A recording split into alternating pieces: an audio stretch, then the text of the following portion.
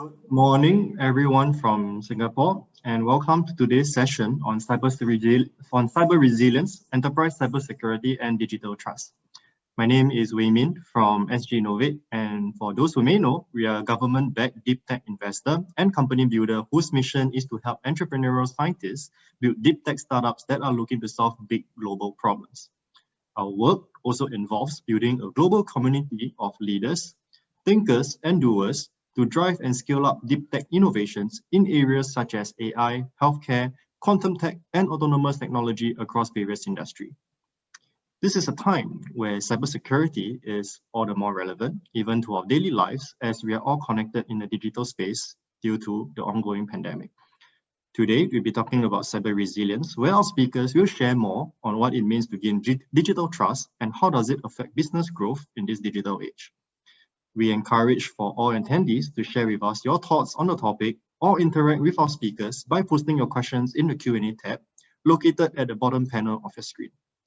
Otherwise, feel free to just say hi and do a quick shout out from where you're from in the chat box below. With no further ado, do allow me to pass the time to our moderator today, Benny Cheng, Assistant Director, Venture Investing from SGInnovate, to kickstart today's session. Benny, please. Thank you so much, Wei Min. Everyone, welcome again to our discussion today on cyber resilience, digital trust, and enterprise cybersecurity. It's a weighty topic. We've got a lot to cover, and thankfully, I'm joined today by three distinguished panelists: Prerana Mehta from AustCyber, John Huat from Cisco, and Krishna Nageshwaran from IAG Firemark Labs. For events like this, for people of such distinguished backgrounds, I don't like to do the introduction. I'll leave it to them before I mangle any of their experience or their expertise. So I'd like to call upon Prerana first to introduce herself. Prerana, please. Hi, good morning, everyone in Singapore, and good afternoon to everyone here in Australia. It's an absolute pleasure to be partnering with SGInnovate on the topic of cybersecurity, which is, of course, one of my favourite topics. And I'm certainly not biased. I think tech generally is incredibly exciting at the moment. So my name is Prerana Mehta. Most people will call me P. And I'm the Chief of Ecosystem Development for an organisation called AustCyber. And AustCyber is not really a government organisation. We are funded by government, but we really are here to help represent the Australian cybersecurity industry. And our mandate is to help grow the cyber sector here in Australia. So that's it for a quick intro. Thank you so much, P. Moving on to John Huat. Hi, good morning, Benny. Good morning, everyone. And good afternoon to those in Australia. And thanks for having me, first thing first. My name is John Huat, and I'm currently the cybersecurity sales lead for ASEAN based in Singapore. Over my past 20 years in Cisco, I've been through various roles, industries, and even technology domain, right? And I started off as an engineer in Cisco. So I think throughout my entire stay in Cisco, it's becoming more and more apparent that cybersecurity is becoming more important, right? It's top of mind for everybody, especially when organizations and nations start to digitalize their business and their environments, right? So I'm glad to be here. I think cybersecurity is something that we can do a lot more collectively as an industry, and happy to contribute to SGInnovate and the nation. Thank you. Thank you so much, John Huat. Very varied background, so I'm sure we have a lot to discuss and dig into as we talk today. Finally, Krish, last but not least, of course, Krish. Yeah, hey, Benny, thanks for having me on this distinguished panel. It's a real pleasure to be here. Good morning to everyone. So my name is Krishna. I'm a director at Firemark Labs. We're the Innovation Lab for Insurance Australia Group. As IAG, we are one of the largest insurance companies out of Australia and New Zealand. We have quite a significant interest in this particular space because we provide cyber insurance to a lot of businesses in the Australia-New Zealand space. But more importantly, from a Singapore perspective, we are keen to actually launch a new company and a spin-out out of the lab. It's one of the first corporate ventures that we're intending to do in the space of cyber. We're looking to provide cyber insurance for the SMEs in Singapore and hopefully make the Singapore ecosystem a lot more resilient. So really glad to be here and hopefully looking forward to this very constructive conversation. Thank you, Krish. Interesting points. I'm sure we'll talk a lot more about the new initiative that you're starting out at the lab. But before we start, I think just some sharing for the audience. I think when you looked at the agenda, you noticed that there was a 45-minute panel followed by a 15-minute Q&A. I'm going to try and integrate all of that in one go. So as we go, feel free to share your questions. We'll pick up the interesting ones and share that with the panel. I intend to keep this free-flowing and fluid. So you don't be shy, just share your questions, and then we'll try and tackle as many as possible today. Let's start off with some definitions, shall we? Because we're looking at a number of related topics today: cyber resilience, enterprise cybersecurity, digital trust. But to start us off all on the same page, maybe let's discuss what exactly is cyber resilience. How is it different from enterprise or from cybersecurity in general? Maybe we'll start with John Huat. You've been in the business on the engineering side, on sales. Let's kick it off from your end. Sure. Thanks for the question. I guess the important part of cyber resilience, right, is really on how you respond and to recover from a cyber breach. Now, there goes a saying, right? It's not a matter of if an organization is being breached, but a matter of when. And I think all of us from all industries have to be prepared that there's a breach coming our way and inside our environment, right? So while we put in all the necessary defenses to protect our environment, let's be clear, there will be one day in which our organizations will be breached. How do we actually respond to it? And how do we recover from the breach is very important. And to do that, it's also important to make sure that, you really manage and reduce your attack surface, right? So that when breach does come in, the limit of the damage is limited rather than a huge one. So I think that's how I would define cyber resilience. And I agree. I think moving forward, we have to be able to tackle cyber resilience in a bigger way, so that we are protecting ourselves from adversaries. Okay, two-part answer there: reducing the attack surface, and then how you respond to a cyber attack. Which brings me to our next speaker, Krish. You represent an insurer from Australia. On the response bit, would you like to chime in and add, your take on what cyber resilience is and how it differs from cybersecurity? Sure, Benny. I think from our perspective, having worked with businesses and particularly small, medium-sized enterprises, a lot of the research that we've done and the data that tells us, the cyber resilience is, in our view, really cuts across three particular aspects of a business. So one is people, the second is process, and the third is technology. We believe people tend to be the weakest link because they have the lowest awareness of what a cyber attack could be. It could be as simple as an innocent email that lands in your inbox that actually lands up to be a phishing email, or actually an email intending to compromise your business. And a lot of our small businesses get exposed through these types of simple attacks. So people is a very important aspect of having cyber education awareness and among the people within your business is important. The second is the process part. So once something happens, you need to have at least basic processes in place to be able to respond to an incident. An incident may not be a severe attack, but it may be an incident such as an email saying, could you please pay this particular invoice? And then you realize that the bank account in that invoice or the name of the vendor is actually not accurate, and a hacker is actually trying to misuse it. So you need to have a process in place to be able to respond to it.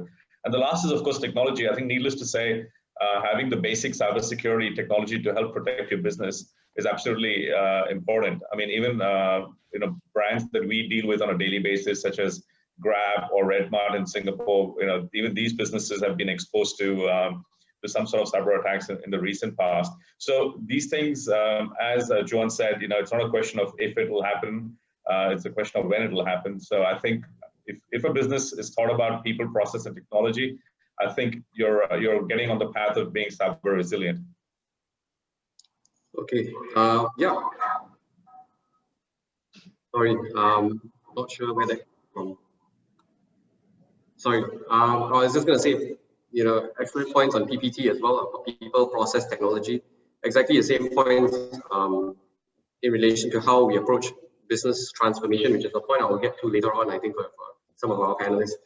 Finally, Pete, would you like to chime in as well and share your take on what cyber resilience is and how it differs from cybersecurity? Oh, look, I think it was covered incredibly well by Juan and Krish. I guess for us, cybersecurity is really the practice of making sure that the network and systems and the people and the culture and the leadership and the technology is prepared for the things that Juan said, to make sure that you can prepare, respond, and recover from attacks in an incredibly efficient way. You're minimizing costs and you're increasing productivity as much as possible. I think strong cyber resilience leads to strong digital trust, which I guess is the topic of this conversation today. And I think you can't build trust if you don't have a strong posture. And so in order to do that, I guess you can kind of go circle all the way back, and that's really around making sure that you've got the strong cybersecurity practices in place. And that's where things like standards play a really important role. It's where regulation plays an incredible important role. And then I think we can start playing into, well, what is the role of government? What is the role of individuals, users, and enterprises in all of this? So I think for me, the definition between cyber, or the difference between cyber resilience and cyber security, is that one kind of leads to the other, and you can't have them separated, really. Okay, excellent points. I also noted your point that the two other panelists have already covered good ground. I think we're going to see a lot of that in this panel, so I'm going to try and rotate you guys and have you guys taking turns going last and struggle with, oh, you've covered it, what do I say next? So you also made a good point about cyber resilience then leading on to digital trust. So our event page defines digital trust as the level of confidence users have to enable a high-functioning cyber-physical world.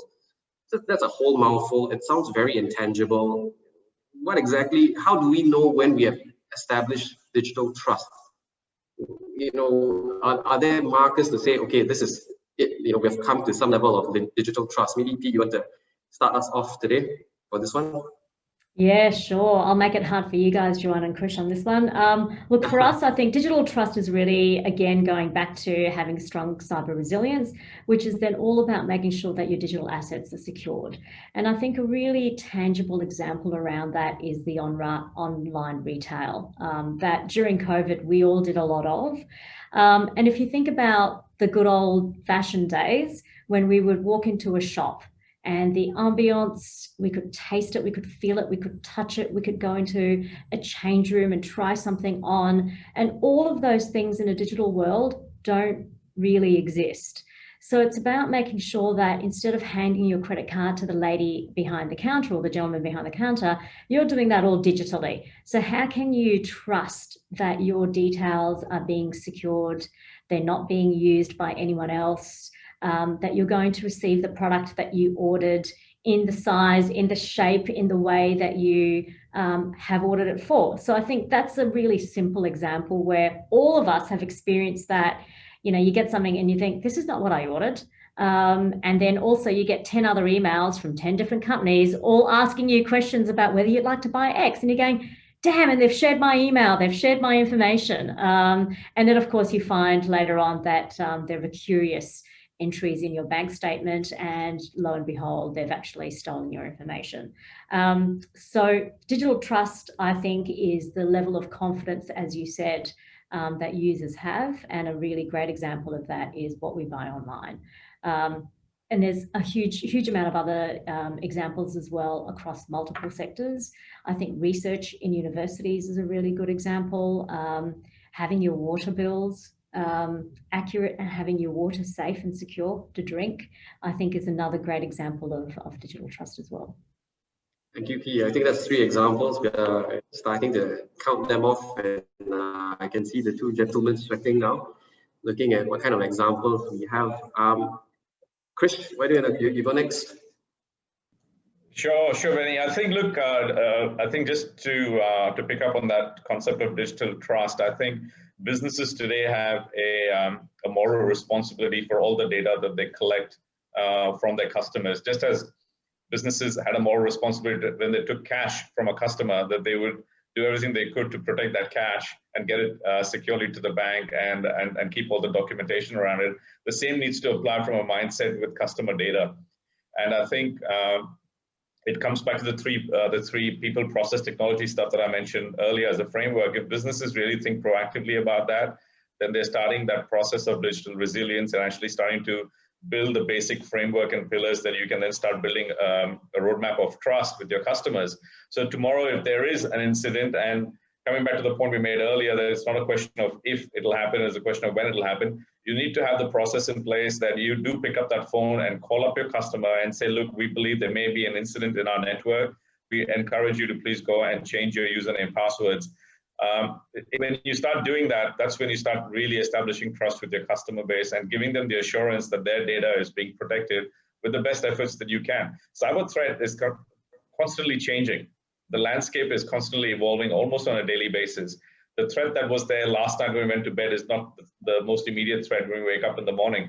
And I think consumers are realizing that, and they're more intelligent than I would say a lot of the business owners, because business owners tend to focus on revenue, profitability, employees, and other things. So they tend to be a little bit behind the curve on things such as these. So it's really important for business owners to really put this at the forefront of their business, particularly when they're dealing with customer data, and start thinking about how do you establish with your customer and actually maintain it and sort of maintain that relationship with your customers on an ongoing basis, not just on a one-off basis when you collect data or when an unfortunate incident happens.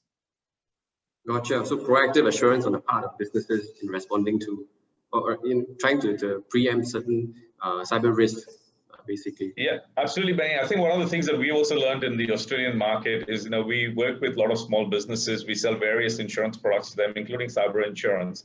Mm-hmm. We have tools that monitor the cyber posture of our clients, that give a rating in terms of how weak or strong they are from an external posture standpoint. When that rating falls below a certain threshold, we reach out to these customers and encourage them to take some steps to improve their cyber posture so they are less susceptible to attacks. And these are the kind of things that business owners need to start thinking about. So when they wake up in the morning and they check their emails, I would strongly recommend businesses to think about, hey, should I just make sure that there are no incidents across my network, or there are no breaches, or that my cyber posture rating hasn't actually gone down overnight. I think that's where I think businesses and business owners will evolve over a period of time. Gotcha. Yeah, excellent points that you're making. And I see John Huat smiling nervously now, going last on this question. What kind of examples do you think show that we have established some sort of digital trust in the economy, and then we can take it from there and try and enhance it? John, yeah, I'm sweating, but I mean, really P and Krishna set me up very nicely from a technology piece. I come from a technology company, right? So I think at the high level, digital trust is about transparency and about accountability. And the organizations need to be able to achieve this too, right? But if you take one step back and look at the digital world, and you have a very, very simple way of describing what we do today is about, least privileged access. Whatever the users are trying to access to, you want to make sure that, the users are who they are. The devices are the devices that, is meant to access to the resources. And the applications, are the applications are who they are as well, right? But for an organization to really function in the business world, and as well as a nation to function, there has to be a lot of exchange of information amongst all the different applications and business, right? And that's where it is important to make sure that this exchange of information is also validated as well.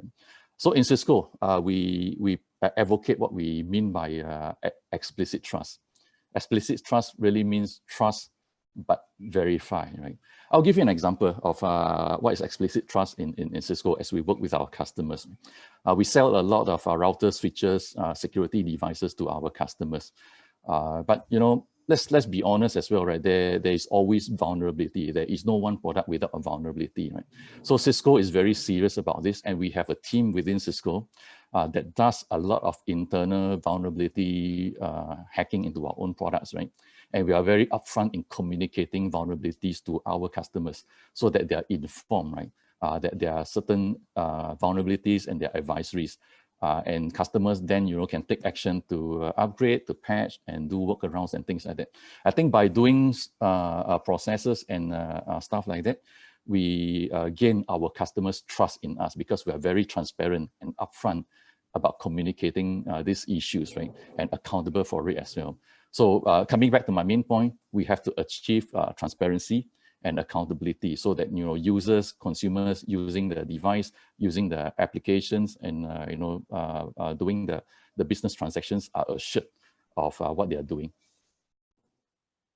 Yeah, I think that it really gives a name to a certain type of behavior that we've come to expect from organizations like Cisco, explicit trust, and how you approach that. And I think that also ties in very nicely with Krish's point about proactive assurance.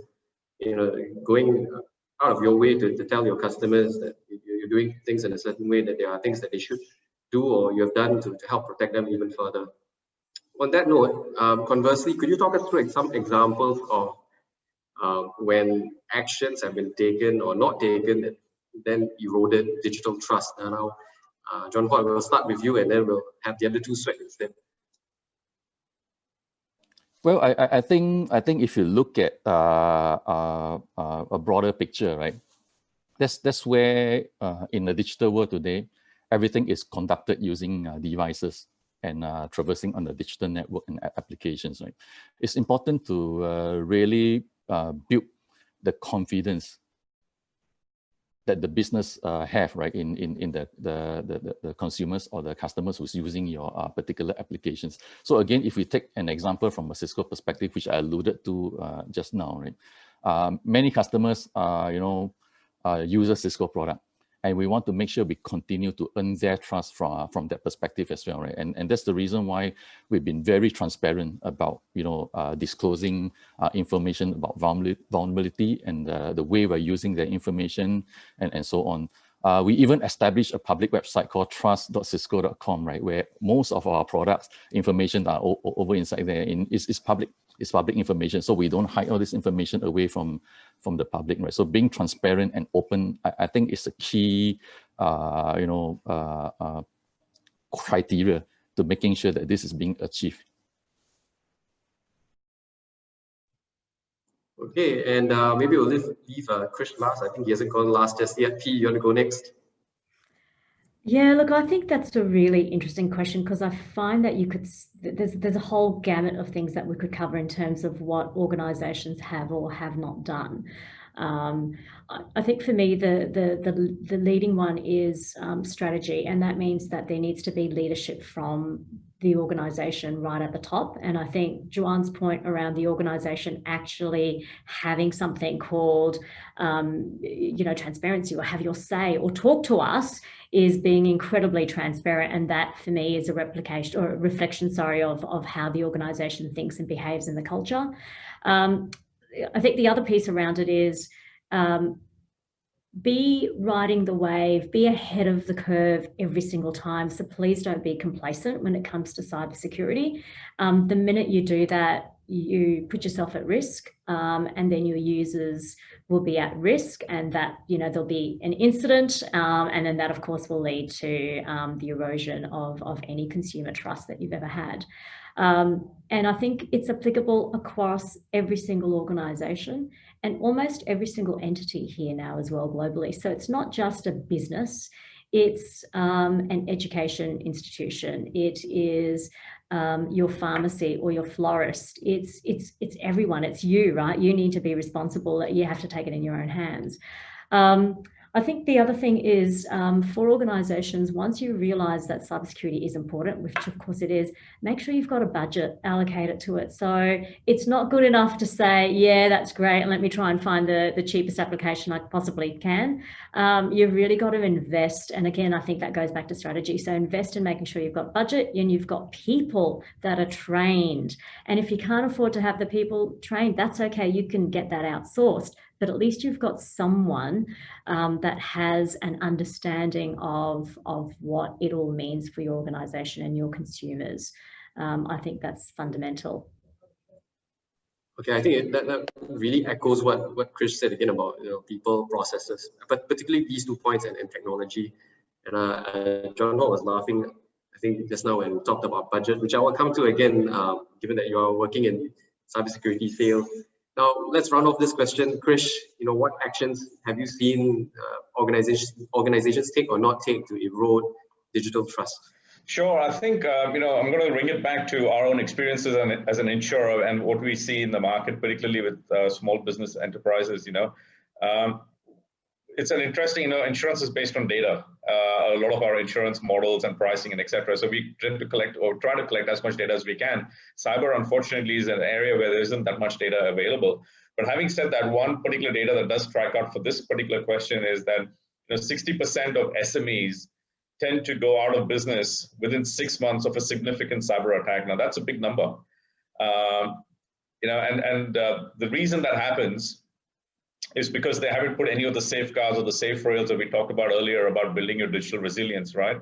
So when you're under attack, your customer data gets stolen, you're not able to remedy that or negotiate with the hacker to pay the ransomware and secure the data back, or you've lost such significant trust with your customer base that you're just not able to resurrect your business. So as an insurer, when we actually work with our clients and see these types of incidents, and particularly customers who haven't bought insurance, and then they call us and they say, okay, I don't have an insurance, but is there any way you can actually help us remediate the situation? It's actually, unfortunately, a situation too late. So I think, the issue that we talk about digital trust, it really starts with that process that I talked about earlier. Invest in the people, process, technology piece. And I'm not that I'm trying to sell cyber insurance, but in a worst case scenario, make sure you have a cyber insurance policy to cover you for an incident that it would have happened. I think we are looking at a situation where in the future it will be a little bit like motor insurance. We are the largest insurance for motor in Australia and New Zealand. And if you have a car on the road, you need to have two things. One is a driving license, and number two is to have a car insurance. And that is basically to make sure that you are a trusted party to drive your car safely on the roads. But if something unfortunate was to happen, you have an insurance policy to protect you and other people on the road. It's the same with any business today that has any digital presence. If you're a business with email, you're already with a digital presence. So you need to have the basics of cybersecurity, which is like a driver's driving license. And like a car insurance, I think you need to have a cyber insurance that if something was to happen, there is a way to remediate and for you to recover your business. So I think those are the same, the key messages that I'd like to pass on to the audience. There you have it, folks. A public service announcement from Krish to get cyber insurance sorted out. 6 months is actually quite scary to know that after an attack, businesses can go under. And I think it's one of the things that was mentioned in Australia's Digital Trust Report 2020. I think that was done by AustCyber, which looks at the role of digital trust in attracting investment and driving jobs growth. But I think, as Krish has already mentioned, the converse is huge costs. Maybe P, you would like to run us through the report, what it found, and what are some of the perhaps terrifying findings to go along with what Krish just mentioned? Yeah, sure. Thank you, Benny. And look, this was a digital trust report that we've done for the very first time here in Australia. And the reason we did it was because we wanted to have statistics. The intention was not to scare, the intention was to educate and inform. So what we found within the Australian context was that digital activity currently contributes close to $425 to $426 billion to the Australian economy. So it's massive. 1 in 6 jobs currently in Australia is related somehow to digitalisation. So that is absolutely massive. The issue that we found was when there was a disruption to a business or the economy, and we took a 4-week look at it, we looked at a 6-week instance as well. What was that impact going to be? And to the point that Krish raised about small businesses, if they've been attacked, they're out of the game. What we found similar, we found that the cost to the Australian economy was around $30 billion, or would impact 1.5% of Australia's GDP. And we saw just through COVID, and that wasn't really a digital attack, but of course it had an impact on the way that we run business, and digitalisation became even more important. It would equate to close to 200,000 jobs being lost. So that's a 4-week incident only. So what happens, like COVID, when it starts stretching out beyond 4 weeks? It becomes, multiple months, almost a year. What is the impact to the economy? And we've all seen that that's had a major impact on us. So the whole idea is to prepare you. If you know that this is what the cost is going to be, don't read it and say, yeah, that's sad. Read it and say, right, what are we going to do now to ensure that this doesn't happen? So the Digital Trust Report is something that we've shared quite broadly and widely with government here in Australia and also industry. And we're actually currently working on an updated version of that, where we're trying to understand what the impact of digital trust is on skills and workforce development, and drill down into that area a little bit deeper as well. Okay, so I suppose one of the actions is as Krish mentioned, get cyber insurance sorted out. But beyond that, in the report, what else does it call for? I think it looked at recommending that partnerships be formed, grow and develop innovative cyber capability. What might such partnerships look like? Any examples that you could share? Yeah, and look, this is really, I guess, a call to action on behalf of government and industry. So it's really saying, please commit, make sure that you've got funding in investment, in research, in development, to ensure that we've got the right cybersecurity solutions across, not just for Australia, but globally. So the partnerships that we're looking to form are exactly these kind of partnerships here in this conversation. Being able to partner with SGInnovate around what is some of the leading edge technology out there. That's not just cyber, but it's cyber enabled. So it's about AI, it's about robotics, it's about quantum and cyber. And what does that mean when we relate it to health? Those kind of questions is what we're saying, invest in. Not just industry and government, but corporates and enterprises as well. Cisco, I think, has given some fantastic examples actually of what they're doing as a global multinational. And one of the things that the Digital Trust Report also highlighted, I guess, is that globally we're not the same. There's different levels of competency and cyber posture throughout the world.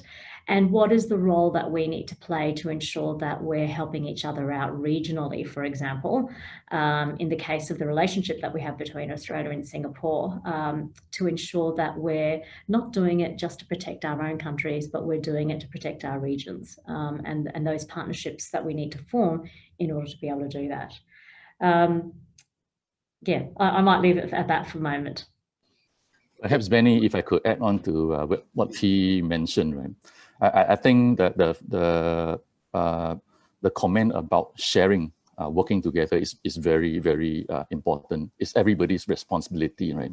And similarly in Cisco, although we are a sales organization, we want to make sure that we partner with our customers, right? Partner with the government to make sure that we are sharing information that's relevant to threats as well. So Cisco has a Talos R&D department, which is about 250, 300 researchers that does nothing but cybersecurity R&D, right? And we really leverage on them to help our customers block threats to the effect magnitude of about 20 billion threats a day. That's a very huge amount. But we can't do it alone. We have got to be working with our customers, with government, to share information so that we are really detecting and watching out for the next threats that's going to come into our environment. Now let's be very clear: the adversaries are sharing information on the dark web. We have to be sharing information as well in order to be one step ahead of them. Excellent points, and I think the discussion so far, what Krish mentioned, what P mentioned, what you've mentioned, John, also speaks of the point that you started off with at the very beginning. Cyber attacks are going to happen. It's how you respond to these attacks. And one of the questions I think in the Q&A coming up from King is that how do you regain digital trust when there have been successful attempts at hacking to an organization or exposing information to the public? So what are steps that organizations can take to recover digital trust? Maybe John White, we can start with you first. Sure. I think first thing first, we have to be able to respond and to recover from the breach, right? But secondly, more important, I think if you look at it from a broader perspective, and P and Krishna alluded to it just now, right? It's an ongoing journey about awareness and education. Now, I think this whole subject and topic about data is something that's evolving. right? And it's not well understood by the industry as a whole. And we all have to work together, whether governments, businesses, consumers, and so on, right? One thing I think is important is to be transparent. I mean, even in a breach, if you're transparent about it, you share what is being compromised, what is being lost, and what steps you are taking in order to prevent it from happening again. It goes a good long way in really recovering the trust from your consumers and from your customers. So I think I will go with that. First thing first, make sure that you respond and recover from the breach. And secondly, really do a post-mortem, right? And be transparent and open about the information and what you're going to do to make the environment better. Okay, gotcha. Respond, recover, and then do a post-mortem to figure out what you can learn from that issue or that incident. Chris, do you want to chime in from an insurance perspective, or what you're doing at Cyber 360? How can companies react to a cyber attack? Sure. I think the first thing is, once you've actually done the recovery process of remediating the actual attack, I think the second thing is to immediately increase the confidence level with your stakeholders, particularly customers. So proactively reach out to your customers, make sure they're aware something has happened and that they need to maybe change the way they interact with your business in the future, maybe with additional levels of password, maybe simple things like maybe even a password change on the portal. Maybe tell them that, look, we might have to introduce an OTP to your mobile phone, or we may have introduced capture phrases, something just to make the customer feel reassured that there's an additional level of security that you have now implemented. And the third thing is actually increase the level of education among your employees, because the employees again tend to be the weakest link in a cybersecurity framework. We have seen through the research that we have done that the employees on the ground unknowingly get involved or get caught up with making errors that can really compromise the business and therefore the customer data. So I think these are the most important things for businesses to do, from a remediation standpoint, and bringing that trust level back among both employees and customers. Okay, and just to stick with you, because a number of questions I think coming in are related around SME and cybersecurity. So one of the questions I think from Bogwan was in relation to it seems very expensive, especially if you don't know really what cybersecurity is all about. Some of the things that we've talked about seem to cover a whole gamut of different things that you could do: response, recover, and all of that. From your perspective, then, could you share with SMEs who might not have the kind of resources to deal, at least from their perspective, to deal with cybersecurity? How do they think about responding to it? Is it really a question of having resources in terms of financial resources? How should they deal with cybersecurity, given the fact that they've got so many other things on their plate already? Of course, yeah, and absolutely, and that's always a challenge for every SME, right? Especially in the middle of a global pandemic, while you're trying to make your business move forward and not go backwards, you're more worried about revenue and cost and delivering your core product and service, whatever that might be.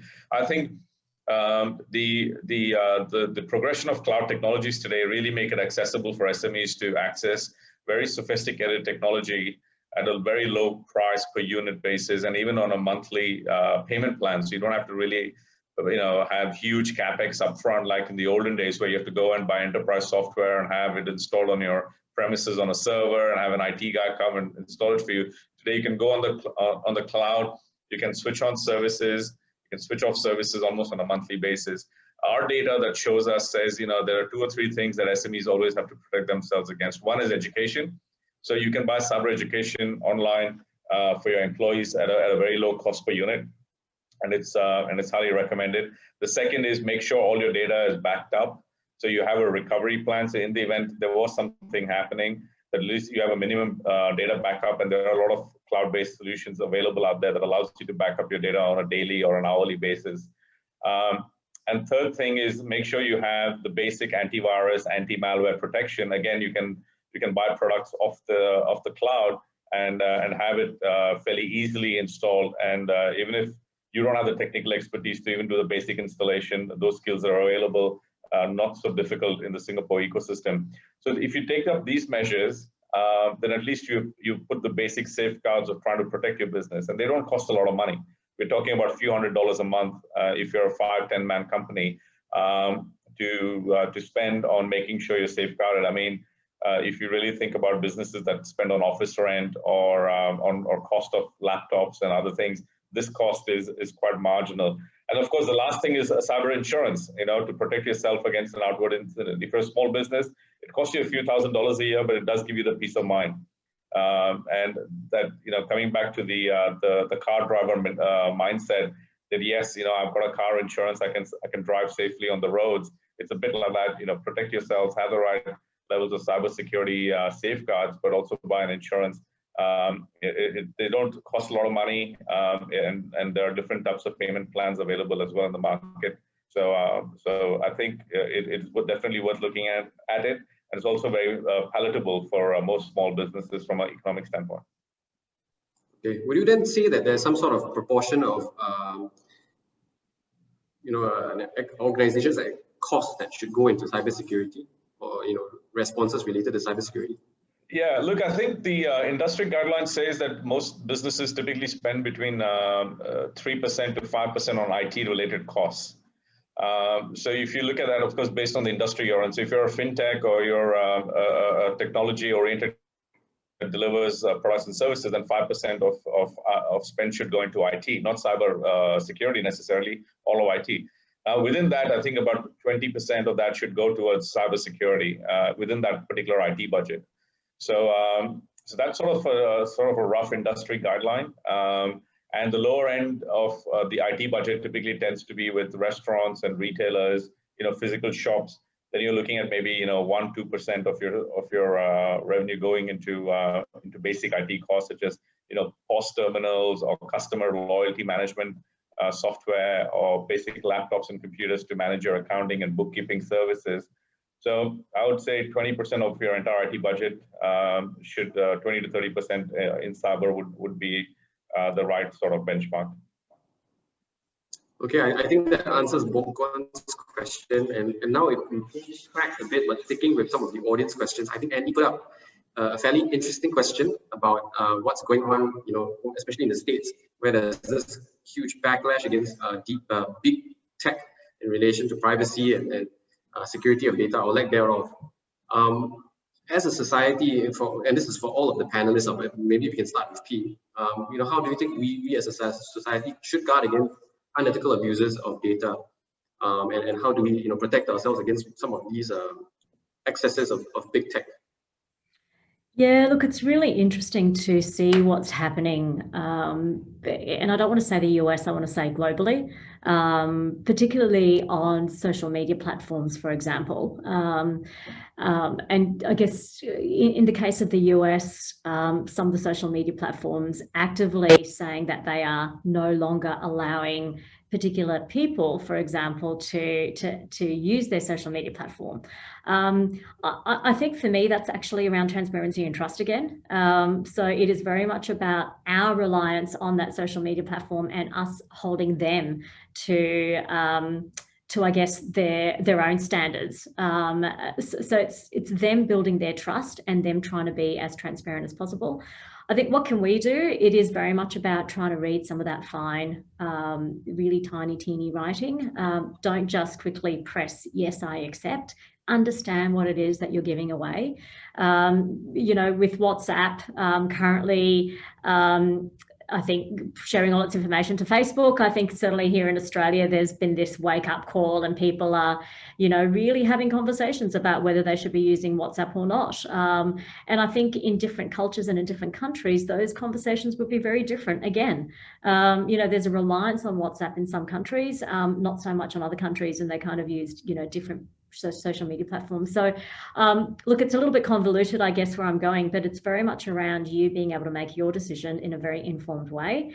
You can't do that unless you've got the education, which Krish kind of mentioned before. You need to, take responsibility for creating your own education and awareness. And if you're an employer, or if you're a head of a family or part of a family, make sure your children or your employees certainly are aware, and vice versa. If you've seen something and you are an employee, you need to report that back up the chain as well, and make sure that they're aware of, any incidences or any things that might pique your, I wouldn't say interest, but concern, push it up the line and push it down the line. It needs to be transparent and open that communication. Otherwise, you're not going to be able to protect yourself or your organization. Gotcha. A very comprehensive response. I'm going to try and spare the gentleman by just leaving it open. Would you like to add anything to P's very comprehensive answer? Right, I guess this is a journey, right? And nobody has got the right answer right now, and it's more than just whatever platforms you're looking at. We're living in the digital world. Everything is digitized. Data is everywhere, right? I think that's why it's important for all of us to be really transparent about it, as well as accountable for it as well. If we can do that, then we go a long way in achieving digital trust. Great answer. I think, John, just to stick with you, changing tracks a bit again, sticking with big organizations, of course, not so much about lack of data security and lack of privacy and all of that, but from a Cisco perspective, you spoke about explicit trust as one of the initiatives that the company works on. Are there other initiatives? Are there other partnerships, for example, that Cisco pursues to improve digital trust and cyber resilience in the wider economy? Sure. So Cisco as a company listens to our customers as we develop our products, right? I mean, we don't just sit in a garage and think that that's the next best feature and we go develop it. We listen to our customers, and especially in the area of our cybersecurity, I think it's even more important to listen to what our customers needs, right? And one of the key things that we find out, and I think most of you will probably agree, is that the security environment is very, very complex. It's not uncommon to go into an enterprise organization to see that them adopting 20, 30, 40, even 50 cybersecurity products, right? And that's how the industry has been evolving. So we took one step back and say, hey, look, how can we help our customers simplify their security environment? That's number one.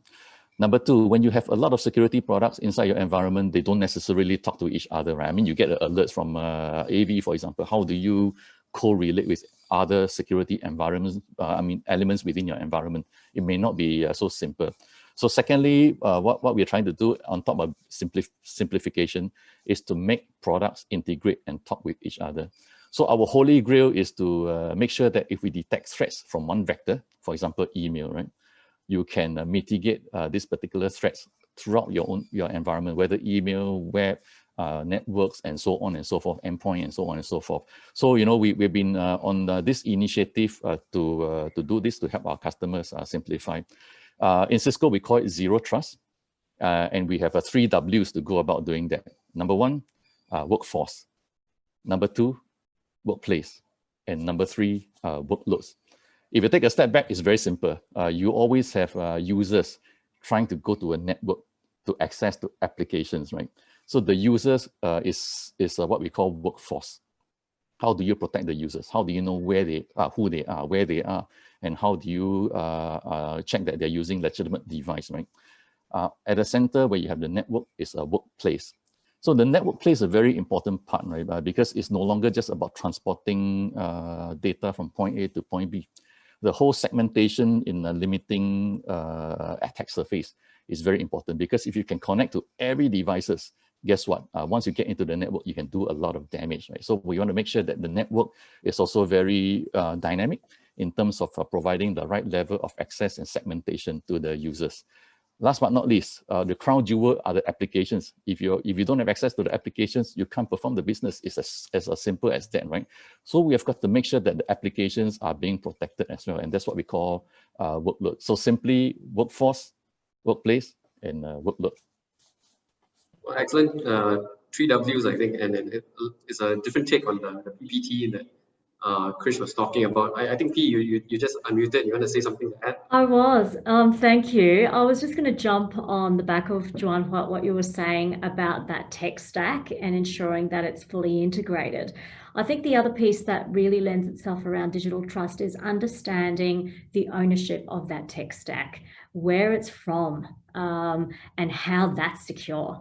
So I think we're seeing in some countries some protectionist measures, perhaps, and in other countries, a refinement or a realignment. And so we absolutely want to be able to work with trusted partners.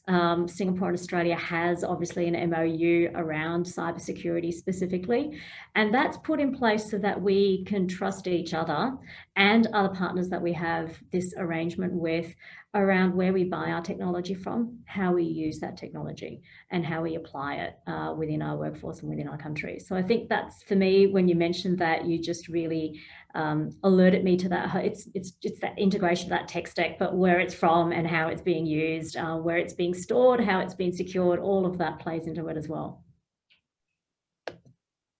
Yeah, that's a great point you're making. I just also want to jump back very quickly to the 3 Ws that John had mentioned on workforce, workplace, and I think workload. And this is a question. The next question is going to be related to this, as well as some of the questions that are coming up in the Q&A.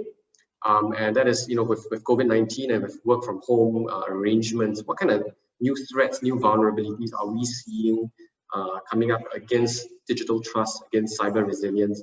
Krish, you've been quiet for a little bit. Maybe let's start with you first. Yes, I'll go back to at least the data that we're seeing as an insurer, right? Or at least the data that we tend to keep. I think probably that sequence is number one is phishing attacks. So a lot of largely because the workforce is not distributed, no longer sitting in physical offices. They are one to send an email and then hope that the employee doesn't spend too much time speaking to his colleagues and just responds to it quickly. The second is and make the mistakes of disclosing data or releasing data that they shouldn't be. The second one is ransomware. We see quite a lot of ransomware stuff, which really exposes businesses that don't have an active data backup plan or a strategy. And the third one is business email compromise, where a lot of hackers basically send a very familiar looking email with payment instructions that a person in finance would think would be quite normal, but actually they have just smudged the name of the name of the vendor or the bank account. And these are the 3 types of things we're seeing increasingly more prevalent now. I mean, the more recent ones that we have seen in Singapore, of course, has been in the public. Grab and Redmart got pulled up by the PDPA as well, and some fines were given out. So I think a lot of digital players or e-commerce platforms are also going to be suffering increased attacks, partly because of the increased amount of activity that we're seeing in a COVID environment that we all live in now. Thanks for that, Krish. For P or John, would you like to add to that? What kind of threats are we seeing? What kind of vulnerabilities are we seeing exposed because of work from home arrangements? Sure, maybe if I could add on, right? I think regardless of which is the vector, what are the kind of attacks, right? I think it's increasingly prevalent that it's caused by identity and compromised credentials. I mean, from our studies, we see that about 81% of breaches are actually caused by compromised credentials, because once an adversary or a hacker is able to gain your credential, the hacker can then pivot into your environment and do a lot of damage, right? And I think this whole COVID is not making it any easier, right? I mean, I have some stats with me. We did a future of secure work, remote work report sometime end of 2020. And we did a survey, right? Pre-COVID, there were about 19% of organizations who have more than 50% of remote workers in APJC. During COVID, it's about 56%. But guess what? After COVID, it's going to be at about 34%. So there's a rise, right, compared to the pre-COVID days. And the reason why that's so, right, is I think there are various factors. Number one, users and employees are used to working from home, and they want to continue to do that. Secondly, I think organizations, to be resilient, right, they need to be prepared for the next big thing that's coming their way. We never know when is it going to happen again. But this has caused a lot of technology strain, right? Because in the past, you have everybody under your umbrella inside your organization. You seem to be able to protect them. But now they are working from home. So your attack surface has broadened. You're already outside your environment. So how do you actually go about protecting your users? It's going to be very, very crucial to ensure that your business continues to operate, in the post-COVID world. So coming back to my 3 Ws again, is applicable. You need to make sure that you take care of the users and their credentials. You need to make sure that the networks they are traversing on is legitimate, and you need to protect your applications as well. So that's how Cisco, have been working with a lot of customers, especially the SMEs, right? Because we know a lot of them will not have the cybersecurity resources to do a lot of this cybersecurity work. So it's important to really make it simple for them to use and easy to protect themselves. Yeah, thanks for that, John. And I noticed we're coming up to the end bit of our panel discussion today. So I wanted to have as one of the final questions, something for all 3 of you. In each of your own areas, you spend time and effort helping business leaders, organizations with embracing a cyber resilient mindset. So what is your advice to our audience today as to the kind of strategies that they themselves can adopt when they try and do the same for their own organizations or their own networks? Maybe P, we'll start with you. Look, I think make it relevant to the size of your organization is really important. So please don't think that if you're an SME that you need to be doing what the big corporates are doing. But I think the key word here is an action word, and that's really being proactive. Krish kind of mentioned before when he was talking about the different types of pricing structures that are out there available. So choose something that's fit for your organization. You don't have to have the best, you don't have to have the Porsche version, you can absolutely, or the Tesla version, you can absolutely have something that's relevant for your size and business, but don't do anything, be proactive. Thank you, P. And Krish, would you like to chime in on that as well? Yeah, sure. I think my last closing comments would be, in Cyber 360, the venture that we're looking to launch, we talk about being cyber strong.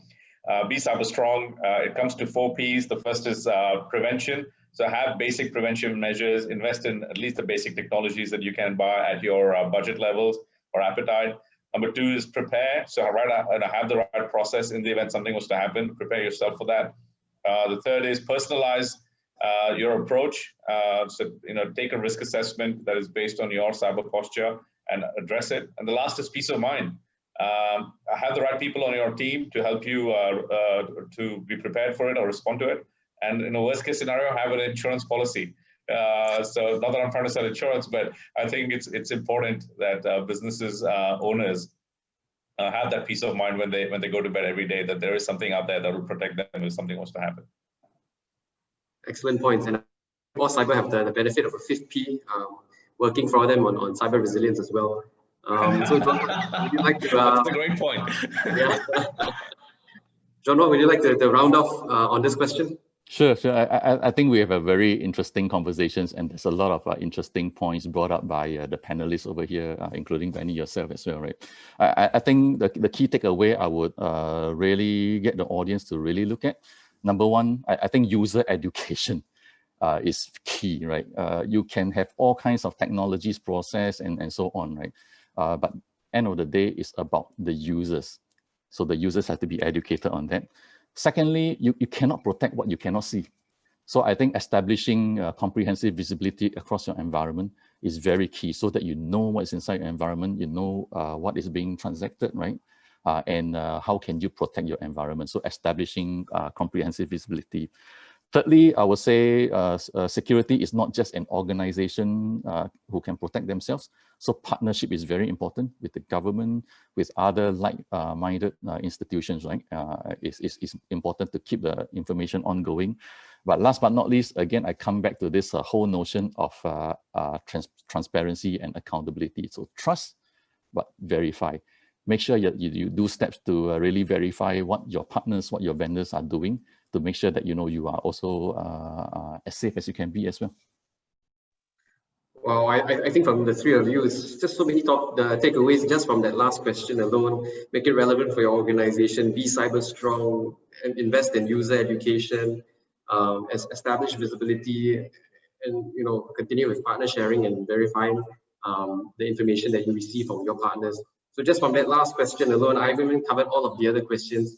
it's so much to take away. Thank you all of you for your time today and your generous sharing of your viewpoints and your perspectives. Thank you so much for joining us today. I'm going to hand you over to Wei Min, but before I do, thank you to the team as well for organizing this, and thank you to the audience for sticking with us to the end of our discussion today. Wei Min, over to you.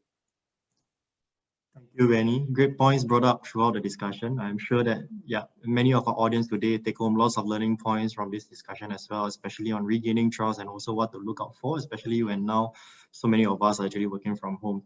That being said, I'd like to represent SGInnovate. Thank you all the attendees who have stayed with us till now.